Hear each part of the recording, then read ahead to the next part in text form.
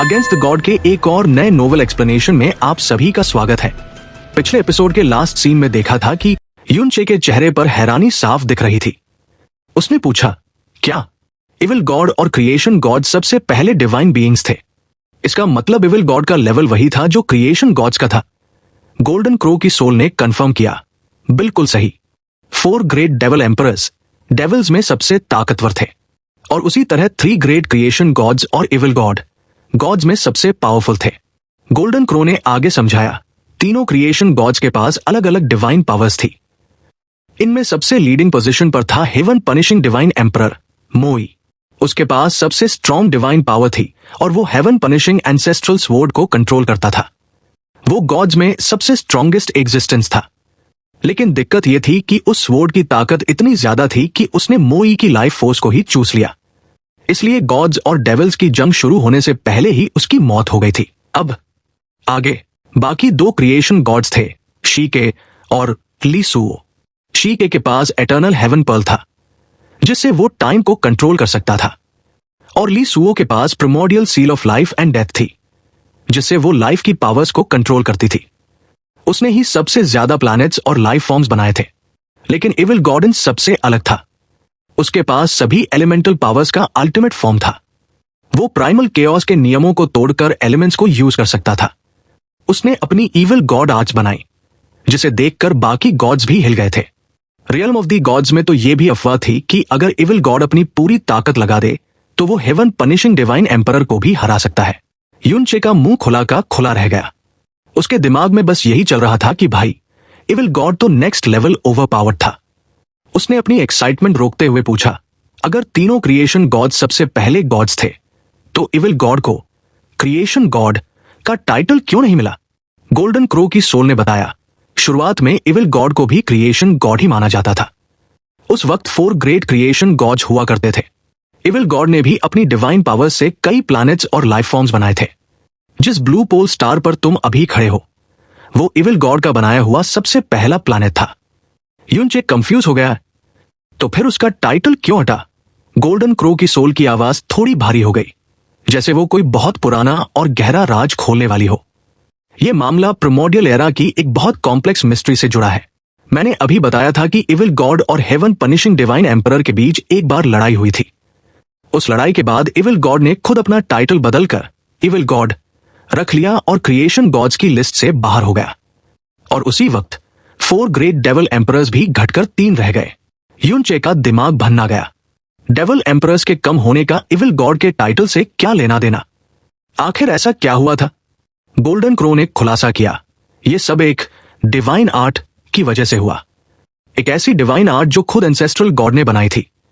Golden crow की tone अब ऐसी हो गई थी जैसे वो किसी गॉड की बात कर रही हो। माना जाता है कि एंसेस्ट्रल गॉड ने लाखों सालों में एक ऐसी पावरफुल प्रोफाउंड आर्ट बनाई थी जिसे समझना नॉर्मल क्रीचर्स के बस की बात नहीं थी। मरने से पहले उसे डर था कि यह पावर प्राइमल केओस का बैलेंस बिगाड़ देगी। इसलिए उसने इस डिवाइन आर्ट को 3 टुकड़ों में बांटकर प्राइमल केओस के अलग अलग कोनों में भेज दिया। ये आर्ट किसी सोल इम्प्रिंट के रूप में नहीं बल्कि divine text of absolute beginning की लिखावट में थी। इसे सिर्फ क्रिएशन गॉड्स और डेविल एम्परर्स ही पढ़ सकते थे। गोल्डन क्रो ने अचानक युनचे से पूछा, तुम्हें पता है गॉड रेस और डेविल रेस एक दूसरे के इतने बड़े दुश्मन क्यों हैं? युनचे ने थोड़ा सोचा और बोला, मास्टर ने बताया था कि हेवन पनिशिंग एंसेस्ट्रल स्वॉर्ड को लेकर जंग हुई थी। गोल्डन क्रो ने कहा, नहीं, असल दुश्मनी की शुरुआत इसी एंसेस्ट्रल डिवाइन आर्ट से हुई थी। शुरुआत में गॉड्स और डेविल्स अपने अपने इलाके में रहते थे और एक दूसरे से मतलब नहीं रखते थे। लेकिन पंगा तब हुआ जब डेविल रेस और गॉड रेस को एंसेस्ट्रल डिवाइन आर्ट का एक एक हिस्सा मिल गया। युनचे ने पूछा, उस आर्ट का नाम क्या था? गोल्डन क्रो बोली, ये तो किसी को नहीं पता, बस इतना पता है कि वो आर्ट बहुत टेम्पटिंग थी। जिस डेविल एम्परर को एक हिस्सा मिला उसने क्रिएशन गॉड को एक ऑफर दिया। उसने कहा कि क्यों ना हम दोनों अपने अपने हिस्से मिला लें और साथ में इस आर्ट को स्टडी करें। और वो क्रिएशन गॉड कोई और नहीं बल्कि खुद हेवन पनिशिंग डिवाइन एम्परर था।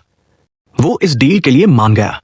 वो डेविल एम्परर अपने हिस्से को लेकर सदन प्राइमल केओस में आया। वो अकेला नहीं था, उसके साथ उसके क्लैन के 900 डेविल गॉड्स भी थे। उन्होंने एक सुनसान जगह पर मीटिंग फिक्स की, लेकिन उन्हें नहीं पता था कि वो सीधे मौत के मुंह में जा रहे हैं। युनचे चौंक गया। क्या हेवन पनिशिंग डिवाइन एम्परर ने धोखे से उसका हिस्सा छीनने की कोशिश की? गोल्डन क्रो ने जवाब दिया, बिल्कुल। जब डेविल एम्परर ने अपना हिस्सा निकाला तो मोई ने अपना हिस्सा निकालने के बजाय हेवन पनिशिंग एंसेस्ट्रल स्वॉर्ड निकाल ली। उसने वहां भयानक हमला किया और वॉल ऑफ प्राइमल केओस को तोड़कर उस डेविल एम्परर और उसके 900 साथियों को प्राइमल केओस डायमेंशन के बाहर फेंक दिया। यूनचे सन्न रह गया। गॉड्स का एम्परर होकर भी इतना घटिया काम। गोल्डन क्रो ने उसे करेक्ट किया, नहीं, वो घटिया नहीं था, वो बुराई से बहुत नफरत करता था। उसकी नजर में डेविल्स पापी थे, इसलिए वो नहीं चाहता था कि एंसेस्ट्रल गॉड की पावर किसी डेविल के हाथ लगे। यूनचे को यह तर्क हजम नहीं हुआ। चाहे जो भी हो, यह पीठ पीछे छुरा घोंपने जैसा था। यूनचे ने पूछा, यह वॉल ऑफ प्राइमल केओस क्या है और बाहर फेंकने का मतलब क्या है? गोल्डन क्रो ने समझाया, प्राइमल केओस की भी एक हद है, उसके बाहर सिर्फ एंडलेस वॉइड है। अगर कोई वहां चला गया तो वो हमेशा के लिए गायब हो जाता है, कभी वापस नहीं आ सकता। इस धोखे से सारे डेविल्स भड़क गए। जब इविल गॉड को पता चला तो उसे बहुत गुस्सा आया। उसने हेवन पनिशिंग डिवाइन एम्परर से फाइट की। उस लड़ाई का रिजल्ट किसी को नहीं पता, लेकिन उसके बाद इविल गॉड ने खुद को क्रिएशन गॉड से अलग कर लिया और गॉड्स और डेविल्स के झगड़ों से दूर हो गया। वो एकदम अकेला रहने लगा। यूनचे ने पूछा, तो क्या वो 8 का टुकड़ा मोई को मिल गया? गोल्डन क्रो ने कहा, नहीं, वो टुकड़ा उस डेविल एम्परर के साथ ही प्राइमल केओस के बाहर खो गया। कुछ अफवाहें हैं कि वो इविल गॉड को मिला, पर सच किसी को नहीं पता। वो 8 कभी पूरी नहीं हो पाई, लेकिन इसी घटना ने गॉड्स और डेविल्स को जानी दुश्मन बना दिया। यूनचे अब सब समझ रहा था। उसने सोचा, मतलब इविल गॉड ने अपनी डार्कनेस पावर इसलिए छुपाई थी ताकि कोई उसे डेविल न समझे। मुझे भी यही करना होगा। तभी यूनचे ने एक और सवाल पूछा, गोल्डन क्रो, क्या आप जानती हैं कि रियल्म ऑफ द गॉड्स कैसे जा सकते हैं? गोल्डन क्रो ने कहा, जब तुम्हारी ताकत डिवाइन वे में एंटर करेगी, तुम्हें रास्ता खुद मिल जाएगा। फिर उसने यूनचे की आंखों में देखकर पूछा, तुम वहां क्यों जाना चाहते हो? अपनी मास्टर से मिलने, है ना? यूनचे ने जोर से सिर हिलाया। गोल्डन क्रो जोर से हंसी, अगर मैं फीनिक्स सोल होती तो तुम्हें रोकती, लेकिन मैं तुम्हें बस एक बात बताऊंगी। यूनचे ने नजरें उठाई। गोल्डन क्रो की आवाज सीरियस हो गई। अगर तुम अपनी मास्टर से दोबारा मिलना चाहते हो तो तुम्हें अगले 5 सालों के अंदर रियल्म ऑफ दी गॉड्स पहुंचना होगा, वरना इस जन्म में तुम उसे कभी नहीं देख पाओगे। यूनचे को यह बात हजम नहीं हुई। उसने शक भरी नजरों से पूछा, मतलब मैं उससे दोबारा क्यों नहीं मिल पाऊंगा? क्या आप कुछ जानती हैं जो मुझे नहीं पता? गोल्डन क्रो की सोल की गोल्डन आंखों में एक पल के लिए हिचकिचाहट दिखी। वो जानती थी कि यूनचे का स्वभाव कैसा है, इसलिए उसने पूरी सच्चाई छुपाने का फैसला किया। उसने ठंडी आवाज में कहा, वो एक स्टार गॉड है, उसकी कुछ जिम्मेदारियां हैं, कुछ फर्ज है। 5 साल के अंदर, या शायद उससे भी कम समय में, उसे अपनी वो डेस्टिनी पूरी करनी होगी जिसका बोझ वो उठा रही है। और एक बार वो वक्त आ गया तो वो चाहकर भी तुमसे नहीं मिल पाएगी। यूनचे बुदबुदाया, फर्ज, किस्मत, ये कैसी ड्यूटी है जो उससे उसकी आजादी छीन लेगी? गोल्डन क्रो ने साफ कह दिया, मुझे डिटेल्स नहीं पता, लेकिन अगर तुम 5 साल में उससे नहीं मिले तो फिर कभी नहीं मिल पाओगे। रियल्म ऑफ दी गॉड्स में बहुत कुछ ऐसा होता है जो तुम मॉर्टल्स की समझ के बाहर है। यूनचे सन्न रह गया। उसे अचानक सिया किंगयू और शिया युआनबा की मां की याद आ गई। वो भी ऐसे ही अपनी याददाश्त वापस आने के बाद अपने पति और बच्चों को हमेशा के लिए छोड़कर चली गई थी। यूनचे के मन में सवाल उठ रहे थे, आखिर ये रियल्म ऑफ दी गॉड्स कैसी जगह है? वहां जाने वाले कभी वापस क्यों नहीं आते? जैस्मीन इतनी ताकतवर है, फिर भी वो मजबूर क्यों है? यूनचे ने दांत पीसते हुए पूछा, क्या वहां जबरदस्ती जाने का कोई तरीका है? गोल्डन क्रो ने ताना मारा, जबरदस्ती? तुम्हारी भावनाएं तो बहुत उबल रही हैं। यूनचे ने कहा, मैं ये नहीं मान सकता कि मैं उससे कभी नहीं मिल पाऊंगा। मुझे जानना है कि वो जिस दुनिया में है वो अच्छी है या नहीं। मुझे उसे देखना है। गोल्डन क्रो ने कड़वा सच बोला, इस दुनिया में तुम सबसे ताकतवर होगे, लेकिन रियल्म ऑफ दी गॉड्स में तुम समुद्र में एक बूंद के बराबर भी नहीं हो। खास तौर पर स्टार गॉड रियल्म, जहां तुम्हारी मास्टर रहती है, वो वहां की सबसे हाई पावर है। अगर तुम वहां पहुंच भी गए तो तुम उसके लिए क्या ही कर पाओगे? यूनचे ने आंखें बंद कर ली। शायद मैं वहां कमजोर साबित हूं, लेकिन मुझे उससे मिलना है, इसलिए नहीं कि मैं उसे बचा सकूं, बल्कि इसलिए कि उसका जाना बहुत अचानक था। मुझे जानना है कि वो ठीक है या नहीं, ताकि अगर वो मुझे वहां से जाने को कहे तो कम से कम मेरे मन में कोई मलाल न रहे। गोल्डन क्रो जोर से हंसी, यही तो मैं सुनना चाहती थी। मुझे पता था तुम नहीं मानोगे, गोल्डन क्रो ने आगे बताया। दिक्कत यह है कि रियल्म ऑफ दी गॉड्स बहुत दूर है। प्रिमोर्डियल प्रोफाउंड आग की सारी पावर खत्म करके भी तुम वहां नहीं पहुंच सकते। रास्ता सिर्फ एक है, अगले 5 सालों में तुम्हें अपनी प्रोफाउंड स्ट्रेंथ को डिवाइन प्रोफाउंड रियल्म तक ले जाना होगा। तब तुम्हें रास्ता खुद मिल जाएगा। लेकिन इस दुनिया में एलिमेंट्स बहुत कमजोर है, इसलिए यहां रहकर डिवाइन प्रोफाउंड रियल्म में जाना आसमान पर चढ़ने से भी मुश्किल है। पर शायद तुम ये कर सको। यूनचे का इरादा पक्का हो चुका था। उसके पास अब सिर्फ एक ही मकसद था, कल्टीवेशन करना और उस लेवल तक पहुंचना। भले ही वो सिर्फ दूर से जैस्मीन की एक झलक देख पाए, पर वो कोशिश जरूर करेगा। अभी वो सॉवरेन प्रोफाउंड रियल्म के पहले लेवल पर था और डिवाइन प्रोफाउंड रियल्म के लिए उसे 10वां लेवल पार करना था। ये नामुमकिन जैसा था, पर उसे करना ही था। वक्त तेजी से बीतने लगा। शुआन्युआन बेंटियन के मरने के बाद एक पूरा महीना गुजर गया। इस एक महीने में 4 सेक्रेड ग्राउंड्स ने दिन रात एक कर दिया था। यूनचे के डर और उसे खुश करने के लिए उन्होंने बहुत सारे कीमती क्रिस्टल्स और स्टोन्स खर्च करके एक हाई ग्रेड टेलीपोर्टेशन फॉर्मेशन तैयार कर लिया था। यह फॉर्मेशन प्रोफाउंड स्काई कॉन्टिनेंट और इल्यूसरी डीमन रियल्म को जोड़ता था। इस फॉर्मेशन को इल्यूसरी डीमन रियल्म में यू फैमिली के कोर्टयार्ड में और प्रोफाउंड स्काई कॉन्टिनेंट में फ्रोजन क्लाउड एस्गर्ड की पुरानी जगह पर बनाया गया था। यह इतना स्ट्रांग था कि अगले 10 सालों तक बिना रुके काम कर सकता था। जिस दिन यह बनकर तैयार हुआ, सबसे पहले इसका इस्तेमाल करने वाले वही लोग थे, 4 सेक्रेड ग्राउंड्स के एल्डर्स। यूनचे के आदेश के मुताबिक सेक्रेड ग्राउंड्स के सभी बड़े एल्डर्स डीमन इंपीरियल सिटी पहुंचे। पिछली बार जब वो आए थे तो हमलावर बनकर आए थे, लेकिन आज उनकी हालत खराब थी। सबके गले सूखे हुए थे और माथे पर पसीना था। वो यहां माफी मांगने और अपने पापों का हिसाब देने आए थे। यूनचे ने साफ कह दिया था कि अगर लिटिल डेमन एम्प्रेस उन्हें मारना चाहे तो कोई चू भी नहीं करेगा। लिटिल डेमन एम्प्रेस ने उन्हें रिसीव किया। वो एकदम शांत थी, उसके चेहरे पर कोई गुस्सा नहीं था। वो उन्हें चुपचाप डेमन एम्परर के मकबरे तक ले गई। वहां पहुंचकर उसने बस एक शब्द कहा, घुटने टेको। बिना किसी देरी के 4 सेक्रेड ग्राउंड्स के वो महान एल्डर्स, जो खुद को गॉड समझते थे, जमीन पर घुटनों के बल गिर गए। उन्हें पता था कि ड्यूक मिंग और शुआन्युआन बेंटियन के कहने पर ही सही, पर इल्यूसरी डीमन रियल्म की तबाही में उनका भी हाथ था। अगर आज उन्हें मौत भी मिले तो वो उसके हकदार थे। लिटिल डेमन एम्प्रेस के लिए ये वो पल था जो उसने सपने में भी नहीं सोचा था। उसका पूरा परिवार खत्म हो गया था, लेकिन आज उसके दुश्मनों के सिर उसके सामने झुके थे। उसने तिरछी नजरों से यूनचे को देखा। यह सब उसी की वजह से मुमकिन हुआ था। उसके दिल में यूनचे के लिए इज्जत और प्यार उसके अपने परिवार की शान से भी ऊपर उठ चुका था। वो अब अपनी सारी जिम्मेदारियां छोड़कर खुद को यूनचे को सौंपना चाहती थी। जब उन सबने 9 बार सिर झुकाकर माफी मांग ली, तब यूनचे ने आगे बढ़कर माहौल अपने हाथ में लिया। उसने कहा, युआनबा, मिस्टर जी, तुम लोग अपने लोगों को लेकर जा सकते हो। एब्सोल्यूट मोनार्क सैंक्चुरी और सुप्रीम ओशन पैलेस के लोग खुशी खुशी वहां से हट गए, लेकिन सन मून डिवाइन हॉल और माइटी हेवनली स्वॉर्ड रीजन के लोग वहीं जमे रह गए। डर के मारे उनकी हालत पतली थी। माइटी हेवनली स्वॉर्ड रीजन के शुआन्युआन बो ने कांपते हुए पूछा, एस्गर्ड मास्टर यू, हमारा क्या?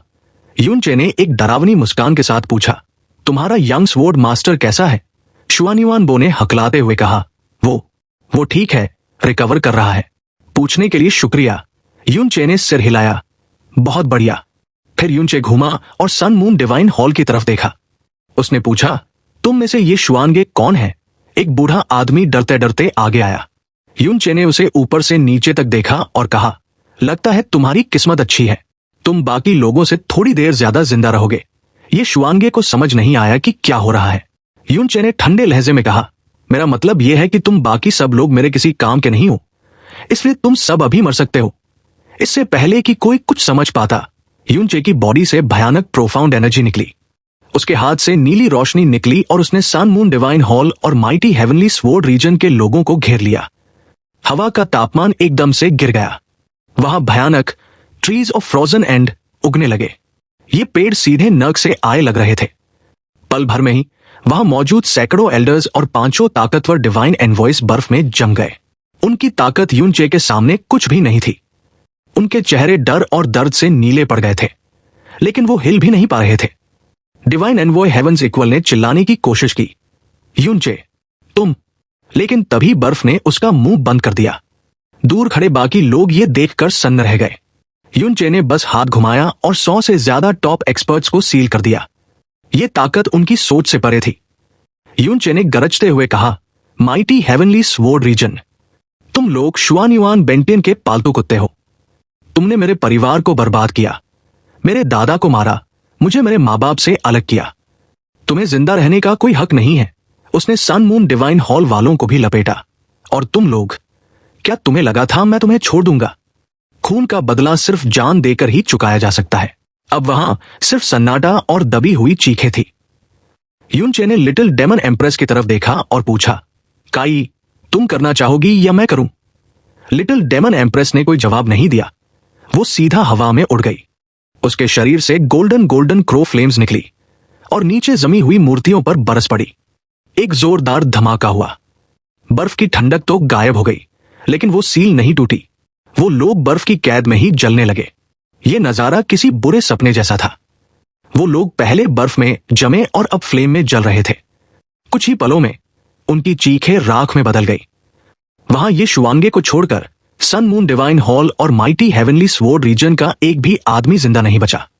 इन लोगों की मौत का मतलब था कि सन मून डिवाइन हॉल और माइटी हेवनली स्वॉर्ड रीजन की कमर टूट चुकी थी। अब उनका सेक्रेड ग्राउंड्स वाला रुतबा कभी वापस नहीं आने वाला था। युनचे घूमा और उसने सुप्रीम ओशन पैलेस और एब्सोल्यूट मोनार्क सैंक्चुरी के लोगों की तरफ देखा। उनकी आंखों की पुतलियां सिकुड़ गई और वो डर के मारे पीछे हट गए। युनचे ने बिना किसी इमोशन के कहा, कल से माइटी हेवनली स्वॉर्ड रीजन और सन मून डिवाइन हॉल के बचे कुचे लोगों को अपने अंडर कर लेना। अगर वो ना माने तो उन्हें मार देना। उनके मेन एक्सपर्ट्स तो यही मारे जा चुके हैं, तो बाकी लोगों को संभालना मुश्किल नहीं होगा। उसने आगे कहा, उनके रिसोर्सेज का आधा हिस्सा डीमन इंपीरियल सिटी भेजना और बाकी आधा तुम दोनों आपस में बांट लेना। ये सुनते ही उन लोगों की जान में जान आई। उन्हें लगा था कि शायद युनचे उन्हें भी नहीं छोड़ेगा, लेकिन दो पुराने सेक्रेट ग्राउंड्स के आधे रिसोर्सेज मिलना उनके लिए लॉटरी जैसा था। 10,000 साल की कमाई का आधा हिस्सा बहुत बड़ी बात थी। वो लोग खुशी खुशी मान गए। तभी युनचे ने डरे हुए ये शुआंगे को शिया युआनबा के पैरों के पास फेंक दिया और उसके कान में कुछ कहा। शिया युआनबा की आंखें चमकी और उसने ये शुआंगे को ऐसे उठा लिया जैसे वो कोई खिलौना हो। ये शुआंगे अभी भी सोच रहा था कि युनचे ने उसे स्पेशल ट्रीटमेंट क्यों दिया। एब्सोल्यूट मोनार्क सैंक्चुरी और सुप्रीम ओशन पैलेस के लोग वहां से निकल गए। युनचे ने लिटिल डेमन एम्प्रेस से पूछा, काई, क्या तुम सच में प्रोफाउंड स्काई कॉन्टिनेंट जाकर उन दोनों सेक्रेट ग्राउंड्स को खुद खत्म नहीं करना चाहती? लिटिल डेमन एम्प्रेस ने सिर हिलाया। असली गुनहगार मारे जा चुके हैं। मेरे पिता और बाकी लोगों की आत्मा को अब शांति मिल गई होगी। बाकी तो बस प्यादे हैं, उन्हें अपनी मौत मरने दो। युनचे ने महसूस किया कि अब काई का दिल काफी शांत हो चुका था। वो पहले जैसी गुस्से और नफरत से भरी हुई नहीं थी। युनचे ने उसे गले लगाया और धीरे से कहा, काई, अब ऐसी मुसीबत दोबारा कभी नहीं आएगी। वक्त बदल चुका था। जहां पहले वो प्रिमोडियल प्रोफाउंड आर्क से सफर करते थे, अब उनके पास डायमेंशनल टेलीपोर्टेशन फॉर्मेशन था। शियाओ ली पहले ही दिन फ्लोटिंग क्लाउड सिटी वापस चले गए थे और उनके साथ शियाओ लिंगसी भी थी। शियाओ युन, नंबर 7 अंडर हेवन और उनका बेटा शियाओ योंगन भी उनके साथ गए। काम युए भी ब्लू वाइंड इंपीरियल सिटी लौट गई थी। कुछ दिनों बाद युनचे और फैंग शुएर भी 2000 फ्रोजन क्लाउड आसगर्ड डिसाइपल्स के साथ snow region of extreme ice वापस आ गए। वहां की लड़ाई में काफी बर्फ पिघल गई थी, लेकिन अब फिर से सब सफेद हो चुका था। मुरोंग कियानशुए ने कहा कि वो लोग फ्रोजन क्लाउड आसगर्ड को खुद रीबिल्ड करेंगी। युनचे ने उनकी स्पिरिट को देखकर राहत की सांस ली। आखिरकार उसने लिटिल फेरी का घर बचा लिया था। तभी फैंग शुएर ने साउथ की तरफ इशारा किया। बिग ब्रदर यू, वहां 2 और छोटे फॉर्मेशंस क्यों हैं? उनमें मुझे अपनी डिवाइन फीनिक्स सेक्ट जैसी ऑरा फील हो रही है। युनचे ने मुस्कुरा कर कहा, ये तुम्हारे पिता ने बनाए हैं। एक फ्लोटिंग क्लाउड सिटी जाता है और दूसरा फिनिक्स सिटी। उन्होंने ये इसलिए बनाए ताकि तुम जब चाहो घर जा सको। ये सुनकर शुएर की आंखें भर आई। उसने कहा, बिग ब्रदर यू, मुझे घर गए बहुत वक्त हो गया है। पिताजी को मेरी याद आ रही होगी। मैं कुछ दिन फीनिक्स सिटी जाना चाहती हूं। युनचे ने मान लिया, ठीक है, मैं फ्लोटिंग क्लाउड सिटी में रहूंगा। तुम दिन में वहां रहो और रात में मेरे पास आ जाना। शुएर शर्मा गई और बिग ब्रदर यू, आप बहुत नॉटी हो रहे हो, कहकर वहां से चली गई। युनचे जब फ्लोटिंग क्लाउड सिटी पहुंचा तो वो सीधा घर नहीं गया। उसने हवा में उड़कर अपनी स्पिरिचुअल सेंस फैलाई। उसकी सेंसेस अब बहुत शार्प थी। उसे शहर के ईस्ट में एक जानी पहचानी ऑरा मिली। वो बिजली की तरह वहां पहुंचा। वहां चांदी के कपड़ों में एक आदमी खड़ा था, असुर पैलेस का मास्टर लुओची। लुओची ने झुककर सलाम किया। एसगर्ड मास्टर यू, मैं आपके हुक्म का इंतजार कर रहा था। युनचे ने पूछा, वो कहाँ है? लुओची ने पीछे इशारे किया और एक काले कपड़ों वाले आदमी को बाहर ले आया। वो आदमी कोई और नहीं, शुआनयुआन वेंडाओ था। उसकी हालत किसी मरे हुए कुत्ते जैसी थी। जैसे ही उसने युनचे को देखा, उसकी आंखें फटी की फटी रह गई। डर के मारे उसके गले से आवाज भी नहीं निकल रही थी। युनचे उसे उठाकर सीधा शियाओ ली के कोर्टयार्ड में ले गया। शियाओ ली उस वक्त छोटे शियाओ योंगान को सुला रहे थे। युनचे ने शुआनयुआन वेंडाओ को उनके सामने फेंक दिया। शियाओ ली ने चौंकाते हुए पूछा, ये कौन है? युनचे ने भारी आवाज में कहा, इसका नाम शुआनयुआन वेंडाओ है। यही वो है जिसने 24 साल पहले अंकल एक्सायो का खून किया था। शियाओ ली का शरीर कांपने लगा। जिस कातिल को वो सालों से ढूंढ रहे थे, वो उनके सामने था। 20 साल का दर्द और गुस्सा उनकी आंखों में उतर आया। उन्होंने शुआनयुआन वेंडाओ का गला पकड़ लिया। तूने मेरे बेटे को मारा, मैं तुझे जान से मार दूंगा। उनका चेहरा इतना भयानक हो गया था कि युनचे ने उन्हें आज तक ऐसा नहीं देखा था। लेकिन तभी वाह, बच्चे के रोने की आवाज आई। शियाओ योंगन जाग गया था। बच्चे की आवाज सुनते ही शियाओ ली का गुस्सा जैसे हवा हो गया। उन्होंने तुरंत शुआनयुआन वेंडाओ को छोड़ दिया और योंगन को गोद में उठा लिया। उनकी आंखों से सारी नफरत गायब हो गई और वहां सिर्फ प्यार भर गया। वो बच्चे को चुप कराने लगे। योंगन, डरो मत, दादाजी की गलती है। थोड़ी देर में बच्चा सो गया। शियाओ ली ने शांत होकर युनचे से कहा, चेया, इस आदमी ने मेरे बेटे को मारा है। मैं इसे टुकड़े टुकड़े कर देना चाहता था, लेकिन ये हाथ अब योंगन को संभालने के लिए है। मैं इन्हें खून से गंदा नहीं करना चाहता। तुम इसे योंगन के दादाजी की कब्र पर ले जाकर खत्म कर दो। युनचे ने हामी भरी। उसे खुशी थी कि उसके दादाजी नफरत से आजाद हो गए थे। युनचे शुआनयुआन वेंडाओ को लेकर पीछे पहाड़ पर गया और उसे शियाओ यिंग की कब्र के सामने पटका। शुआनयुआन वेंडाओ, अब अपने बाप से मिलने का वक्त आ गया है। ओ वेट, तुम्हारा बाप तो राख बन चुका है, वो तुम्हें नर्क में भी नहीं मिलेगा। युनचे ने फीनिक्स फ्लेम्स छोड़ी और एक ही पल में शुआनयुआन वेंडाओ राख के ढेर में बदल गया। अपने चाचा की मौत का बदला लेने के बाद युनचे ने कब्र के सामने सिर झुकाया, लेकिन जब वो वापस जाने लगा तो वो रुक गया। उसके दिमाग में एक बहुत बड़ा सवाल खटक रहा था। फ्लोटिंग क्लाउड सिटी में वो 50 kilo purple when divine crystal कहां से आए? ये कोई मजाक नहीं था। पूरा कॉन्टिनेंट 100 साल में भी इतना क्रिस्टल नहीं बना सकता था। और सबसे अजीब बात यह थी कि क्रिस्टल बनने में हजारों साल लगते हैं और उनकी ऑरा बहुत स्ट्रांग होती है। तो फिर 4 ग्रेट सेक्रेड ग्राउंड्स को इतने सालों तक इसका पता क्यों नहीं चला? ऐसा लग रहा था जैसे ये क्रिस्टल वहां थे ही नहीं, बल्कि पिछले कुछ सालों में अचानक वहां आ गए हों। युनचे ने अपना रास्ता बदला और उस जगह की तरफ उड़ चला जहां वो पर्पल वेन डिवाइन क्रिस्टल्स मिले थे। उसे लग रहा था कि यहां कुछ तो गड़बड़ है, कुछ ऐसा जो उसकी सोच से भी परे है। कुछ ही समय में युनचे सीधा उस जगह पहुंचा जहां वो पर्पल वेन डिवाइन क्रिस्टल्स मिले थे। फ्लोटिंग क्लाउड सिटी के ईस्ट में पहले बहुत सारे पहाड़ और जंगल हुआ करते थे, लेकिन डिवाइन फीनिक्स आर्मी ने यहां कैंप लगाया था, इसलिए उन्होंने पूरे इलाके को समतल मैदान बना दिया था। युनचे बचपन से ही फ्लोटिंग क्लाउड सिटी में रहा था, लेकिन वो 16 साल की उम्र तक कभी इस जगह नहीं आया था। शियाओ ली उसे कहीं भी जाने देते थे, लेकिन इस ईस्टर्न माउंटेनस रीजन में जाने से हमेशा मना करते थे। शायद इसलिए क्योंकि ये शहर से बहुत दूर था। युनचे ने आसमान से नीचे उतरते हुए अपनी स्पिरिचुअल परसेप्शन पूरे इलाके में फैला दी। उसे हल्का हल्का फील हुआ कि यहां एक सीलिंग प्रोफाउंड फॉर्मेशन लगा हुआ था। साफ था कि जब डिवाइन फीनिक्स सेक्ट को यहां क्रिस्टल्स मिले थे तो उन्होंने सबसे पहले एक आइसोलेशन बैरियर लगा दिया था ताकि किसी और को इसकी भनक न लगे। लेकिन अजीब बात यह थी कि 10 किलोमीटर तक स्कैन करने के बाद भी उसे क्रिस्टल्स की कोई ऑरा फील नहीं हुई। डिवाइन फीनिक्स सेक्ट ने बहुत सफाई से काम किया था। युनचे नीचे जमीन पर उतरा और सोचने लगा। उसे अभी भी समझ नहीं आ रहा था कि आखिर किसी को इतने सालों तक इन क्रिस्टल्स का पता क्यों नहीं चला। सन मून डिवाइन हॉल और माइटी हेवनली स्वॉर्ड रीजन के लोग 24 साल पहले यहां आए थे जब वो यून किंगडम और मू यूरो का पीछा कर रहे थे। उन्होंने पूरे शहर और आसपास के इलाके को छान मारा था। उन लोगों की सेंसेस बहुत शार्प होती हैं, फिर भी उन्हें इतने बड़े खजाने का पता क्यों नहीं चला? क्या वो क्रिस्टल्स उस वक्त वहां थे ही नहीं? नहीं, ऐसा हो नहीं सकता। क्रिस्टल्स बनने में हजारों साल लगते हैं। ऐसा नहीं हो सकता कि वो पिछले 20 सालों में अचानक बन गए हों। और सबसे बड़ी बात, ये क्रिस्टल्स जमीन के बहुत ऊपर दबे थे, सिर्फ 60 मीटर नीचे। अगर सेक्रेड ग्राउंड्स वालों का दिमाग खराब नहीं हुआ था तो उन्हें यह जरूर मिलना चाहिए था। युनचे अभी इन्हीं ख्यालों में खोया था कि तभी उसे वेस्ट से कोई आता हुआ दिखाई दिया। वो एक बूढ़ा आदमी था जिसके चेहरे पर बहुत सुकून और काइंडनेस थी। युनचे ने उसे तुरंत पहचान लिया और नीचे उतरकर उसके पास गया। ग्रैंडपा होंग, आप यहां अचानक कैसे? वो बूढ़े आदमी शियाओ होंग थे। वो एक्सायो फैमिली के नहीं थे, लेकिन शियाओ ली के पिता ने उन्हें बचाया था और वो तब से एक्सायो फैमिली के वफादार थे।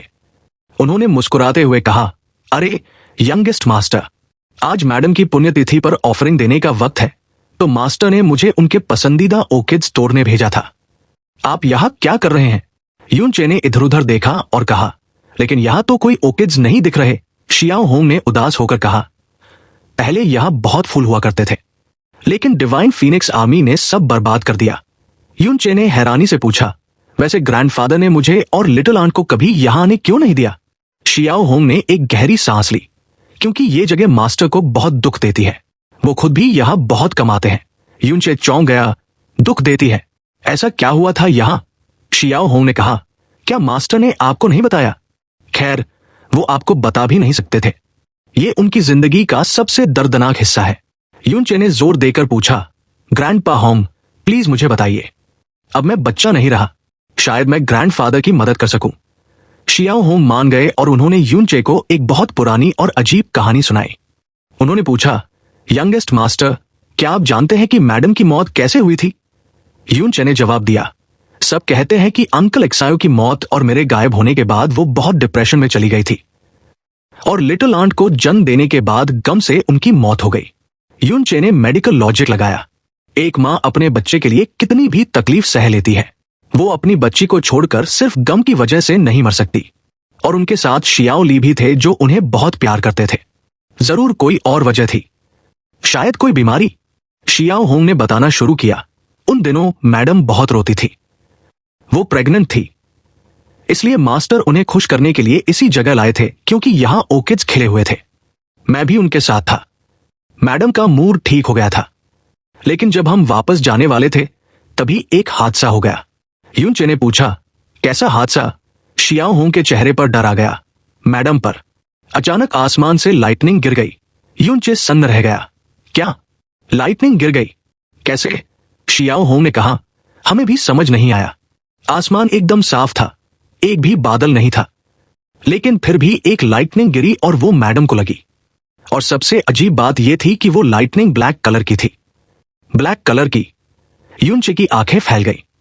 हाँ, एकदम ब्लैक लाइटनिंग। मास्टर को लगा किसी ने हमला किया है। उन्होंने पागलों की तरह ढूंढा पर वहां कोई नहीं था। मैडम 3 दिन तक कोमा में रही। अजीब बात यह थी कि उनके शरीर पर जलने का कोई निशान नहीं था, लेकिन उसके बाद वो बहुत कमजोर हो गई और उनकी प्रेगनेंसी पूरे 13 महीने तक चली। लिंगसी के पैदा होने के कुछ ही समय बाद उनकी मौत हो गई। युनचे के दिमाग में खतरे की घंटी बजने लगी। साफ आसमान में लाइटनिंग, और वो भी black. Lightning profound energy purple होती है, हाई लेवल पर रेड हो सकती है, पर ब्लैक कभी नहीं। ब्लैक लाइटनिंग सिर्फ डार्कनेस प्रोफाउंड एनर्जी से बन सकती है, लेकिन उस वक्त प्रोफाउंड स्काई कॉन्टिनेंट पर डार्कनेस पावर किसी के पास नहीं थी। मून स्लॉटर डेविल सॉवरेन भी कैद था। युनचे ने सोचा, 13 महीने की प्रेगनेंसी और वो ब्लैक लाइटनिंग, ये सब नॉर्मल नहीं है। यहां जरूर कुछ ऐसा है जो मेरी समझ से बाहर है। शियाओ होंग की आवाज ने युनचे को ख्यालों से बाहर निकाला। युनचे के प्रोफाउंड नॉलेज के हिसाब से ब्लैक लाइटनिंग जैसी कोई चीज होती ही नहीं है, और मेडिकल साइंस के हिसाब से 13 महीने की प्रेगनेंसी नामुमकिन है। अगर ऐसा होता भी है तो बच्चा नॉर्मल नहीं होता। लेकिन लिंगसी बचपन से ही बिल्कुल हेल्दी थी। युनचे ने मन में सोचा, तो ग्रैंडमदर की मौत इस वजह से हुई थी। उसके पास अब दुनिया की सबसे बड़ी ताकत थी, लेकिन ये बातें उसकी समझ से भी परे थी। ठीक वैसे ही जैसे वो 50 kilo purple when divine crystals का राज। उसने शियाओ होंग से कहा, ग्रैंडपा होंग, बताने के लिए शुक्रिया। मैं ग्रैंडफादर के सामने इस बात का जिक्र कभी नहीं करूंगा। शियाओ होंग वहां से चले गए, लेकिन युनचे वहीं खड़ा सोचता रहा। उसने खुद को समझाया, छोड़ो, ये 20 साल पुरानी बात है। शायद उन्हें देखने में गलती हुई हो, शायद प्रेगनेंसी के पहले 3 महीने वो गलत समझे हों। उसने इन सवालों को दिमाग के एक कोने में दबा दिया और वापस फ्लोटिंग क्लाउड सिटी की तरफ उड़ चला। रास्ते में उसने अपना साउंड ट्रांसमिशन जेड निकाला और एक पुराने दोस्त को कांटेक्ट किया। हुआ मिंगाई, तुम कहां हो? कुछ ही पलों में जवाब आया। हुआ मिंगाई की आवाज में बहुत इमोशन था। यूचे, बिग ब्रदर, क्या ये सच में तुम हो? मैं सपना तो नहीं देख रहा, यूनचे ने कहा। हाँ, मैं ही हूं। तुम कहां हो? हुआ मिंगाई ने बताया कि वो डिवाइन फीनिक्स सिटी के नॉर्थ में 5 किलोमीटर दूर है। चैनल को सब्सक्राइब, वीडियो को लाइक और हाइप कर दो। साथ ही ऐसे ही रेगुलर वीडियोस के लिए आप मेंबरशिप ले सकते हैं। फर्क नहीं पड़ता आप कौन सी मेंबरशिप ले रहे हैं, कम लेवल वाली भी अगर आप मेंबरशिप लेते हैं तो इससे मेरी बहुत हेल्प हो जाएगी। इससे मुझे मोटिवेशन मिलेगा। साथ ही फ्यूचर में ऐसे ही और कमाल के वीडियोस आते रहेंगे। हमें सपोर्ट करने के लिए आप सभी को दिल से शुक्रिया।